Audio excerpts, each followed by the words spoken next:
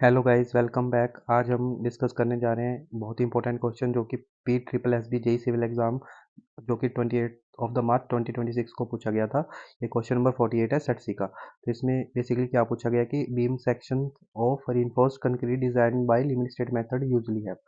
तो बेसिकली इसको आपको करने के लिए आपको पता होना चाहिए जो लिमिट स्टेट मेथड है।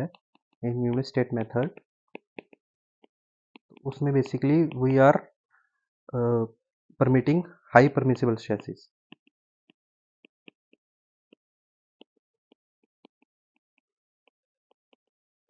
as compared to what? As compared to your working stress method. ठीक। तो बेसिकली अगर आप हाई परमिसिबल स्ट्रेसेस अलाउ कर रहे हैं तो in order to resist the same loading you can reduce the size of the section, है ना। हेंस ये इन्फ्रेंस आप इससे ड्रॉ कर सकते हैं। Hence we can reduce the section size for resisting same loading.